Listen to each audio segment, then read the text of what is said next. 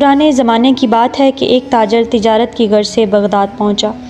پچھلے وقتوں میں تجارت کا یہ قانون تھا کہ تاجر جس ملک میں تجارت کرنے جاتا سب سے پہلے اس ملک کے بادشاہ سے ملتا، اپنا سارا سامان تجارت اسے دکھاتا اور اس کی خوبیوں اور انفرادیت سے آگاہ کرتا۔ چنانچہ اس تاجر کو بھی بغداد پہنچنے کے بعد بادشاہ کے سامنے پیش کر دیا گیا۔ تاجر نے بادشاہ کے حضور تحائف پیش کیے، پھر مال تجارت نکالا اور ایک ایک چیز کی خوبی بیان کی اور کہنے لگا، یہ پانی سے چلنے والی گھڑی ہے جو میں نے یونان سے خریدی ہے، یہ قالین ہے جو میں نے ایران سے خریدا ہے اور یہ خالص ریشم کے تار سے بنا ہے، یہ قلم ملاحظہ فرمائیے جو میں نے جاپان سے بہت مہنگے داموں خریدا ہے۔ تاجر نے ایک ایک مال کی اہمیت بیان کی۔ بادشاہ نے مسکراتے ہوئے کہا، بہت خوب، تمام چیزیں بہت عمدہ اور نایاب ہیں جو تم نے ایران، یونان اور جاپان سے خریدی ہیں، لیکن تم یہ تو بتاؤ، تمہیں ہندوستان میں ہمارے شایان شان کوئی چیز نظر نہیں آتی؟ تاجر نے بادشاہ کو متاثر کرنے کے لیے کہا، یوں تو بادشاہ سلامت، آپ کے شایان شان بہت سی چیزیں تھیں، مگر جو چیز مجھے بہت پسند آئی اس کو حاصل کرنے کے لیے مجھے کچھ عرصہ وہاں قیام کرنا پڑتا، جبکہ میرے پاس صرف 2 دن کا وقت تھا۔ بادشاہ نے پوچھا، اچھا بتاؤ وہ چیز کیا تھی؟ تاجر بولا، جناب وہ ایک موتی ہے اور اس کی خاص بات یہ ہے کہ وہ دوسروں کو بانٹنے سے بڑھتا ہے اور اس کو کوئی چرا بھی نہیں سکتا اور اس سے بہت سارے زیور بھی بنا کے پہنے جا سکتے ہیں۔ بادشاہ بہت متاثر ہوا اور کہنے لگا، میں اسے حاصل کرنا چاہتا ہوں۔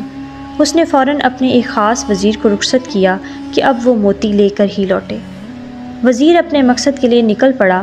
اس نے سمندروں، صحراؤں، پہاڑوں نیز ہر جگہ کی خاک چھانی، وادی وادی گھوما، ہر شخص سے اس نایاب موتی کا پوچھا، مگر سب نے یہی کہا کہ ایسا کوئی موتی نہیں ہے جو چوری نہ ہو سکے اور اس سے بہت سارے زیور بن جائیں۔ لوگ اس کی بات سن کر ہنستے اور کہتے کہ مسافر پاگل ہو گیا ہے۔ یوں ہی مہینوں بیت گئے، نا امیدی کے سائے گہرے ہو گئے، لیکن بادشاہ کے سامنے ناکام لوٹنے کا خوف اسے چین نہیں لینے دے رہا تھا۔ وزیر نے ہر ممکن کوشش کر لی کہ ایسا موتی مل جائے، لیکن نہ ملا، سو اس نے واپسی کا ارادہ کر لیا۔ وزیر اپنی ناکامی پر زارو قطار روتا ہوا جنگل سے گزر رہا تھا۔ رات کافی ہو چکی تھی اور وزیر بہت تھک گیا تھا۔ ایک درخت کے پاس آرام کے ارادے سے لیٹا ہی تھا کہ اسی لمحے ایک روشنی اپنی جانب بڑھتی ہوئی دیکھی۔ پہلے تو وزیر ڈر گیا، مگر پھر ایک آواز نے اسے حوصلہ دیا، ارے نوجوان، ڈرو مت، میں ایک پری ہوں۔ بتا تیرے ساتھ کیا مسئلہ ہے؟ تو بہت تھکا ہوا مسافر معلوم ہوتا ہے، بتا میں تیری کیا مدد کروں؟ وزیر نے اپنی تمام داستان سنائی۔ میری وزیر کے سامنے آ گئی تھی اور وہ وزیر کی بات سن کر بے ساختہ ہنسنے لگی۔ پھر بولی، افسوس کہ تو نے عقل سے کام نہ لیا اور محض ایک موتی کی تلاش میں مہینوں مارا مارا پھرتا رہا۔ وزیر بولا، پری میں تمہارا مطلب سمجھا نہیں۔ وہ بولی، بھلے آدمی، وہ موتی دراصل علم کا موتی ہے، لیکن تو اس کی ظاہری شکل کو تلاش کرتا رہا۔ علم تو ایک ایسی شے ہے جسے ہزاروں نام دیے جا سکتے ہیں، کہیں اسے پھلدار درخت کہتے ہیں تو کہیں سورج سے تشبیہ دیتے ہیں اور کبھی اسے سمندر بھی کہا جاتا ہے، لیکن اسے کوئی چرا نہیں سکتا۔ لیکن اس کے زیور بنانے والی صفت پری سے مسکراتے ہوئے کہا، علم کی بہت سارے صفات ہیں، تم اس موتی کی صورت کو کیوں تلاش کرتے ہو؟ یاد رکھو، ہر شے کی تاثیر کا تعلق اس کے نام سے نہیں بلکہ اس کی اندرونی خوبیوں سے ہوتا ہے۔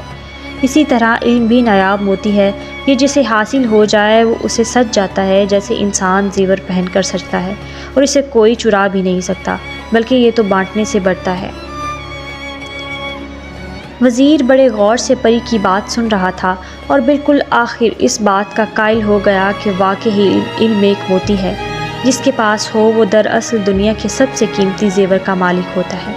وزیر نے پری کا شکریہ ادا کیا، جس کے بعد پری غائب ہو گئی۔ اب وزیر بہت خوش تھا اور اپنی کامیابی کے گیت گاتا ہوا اپنے ملک روانہ ہو گیا۔ وہاں پہنچ کر اس نے بادشاہ کو علم کے موتی کے بارے میں بتایا اور سمجھایا، تو بادشاہ بھی پری کی بات کا قائل ہو گیا۔